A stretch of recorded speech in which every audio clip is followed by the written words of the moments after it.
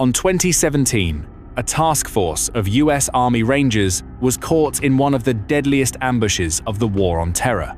The Rangers were making their way through a small town in Afghanistan when they were ambushed by a massive force of Taliban fighters who had taken up positions in several different buildings surrounding the Rangers.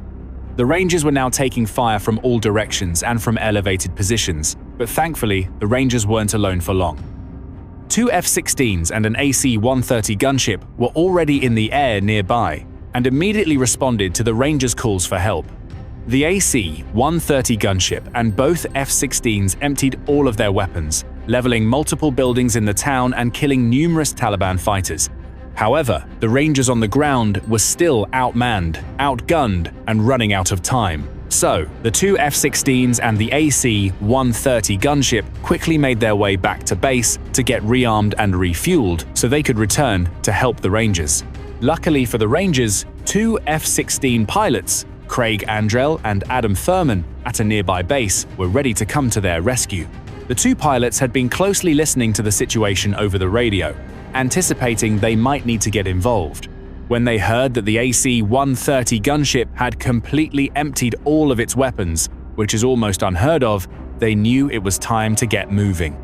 F-16s are equipped with a high-tech communication system that directly links with the JTAC on the ground with the Rangers.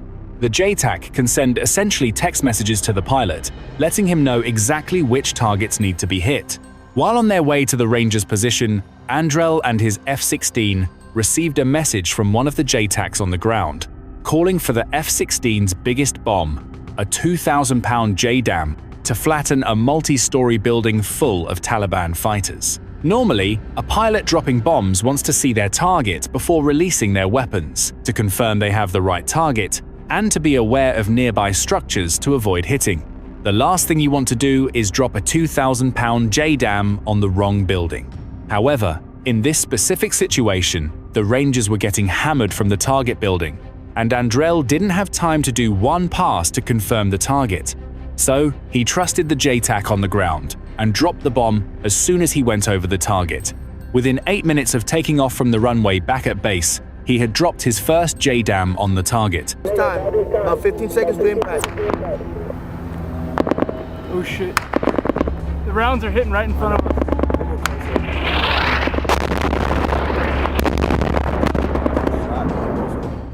As the rounds hit, he immediately heard over the radio, "Good hits, good hits." The target building was completely flattened, along with all the Taliban fighters hiding inside. From that point on, the F-16s kept doing pass after pass, dropping everything they had on the Taliban forces. Within minutes of arriving on target, both F-16s had dropped all of their bombs and were left with only their 20mm Vulcan cannon, which they used to strafe targets over and over again until their fuel began to run low.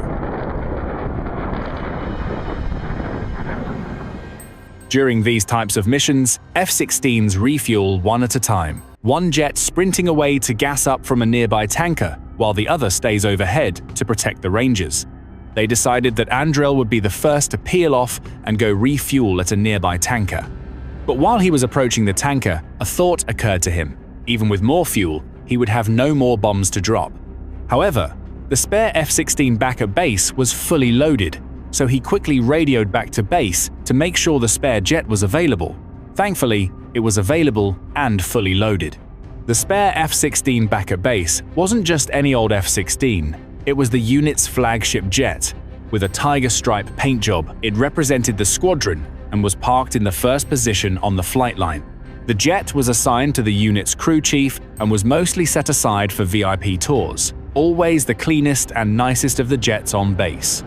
But today, this F-16 was going to be put through the ringer. After landing, Andrell quickly switched over to the other F-16, and everyone rushed to complete all the safety checks before he could take off.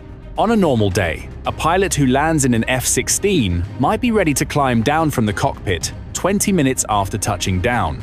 However, those heading out to fly generally step to the jet an hour before taking off. Andrell was on the ground at Bagram Base for just 39 minutes. As Andrell approached the target with his newly loaded, tiger-striped F-16, he received another message from the JTAC on the ground. This one was very similar to the first. The Taliban had dug in tight to another large building, and they wanted the 2,000-pound J-Dam once again. Once again, without actually seeing the target for himself, Andril dropped the bomb on his first pass over the building. After dropping the 2,000-pound J-Dam on the building, there were still a few Taliban fighters moving around within the rubble. So, he passed by a second time, dropping a 500-pound J-Dam on the same building. All was then finally quiet within the buildings of the town. However, the Rangers were taking heavy fire from a nearby tree line.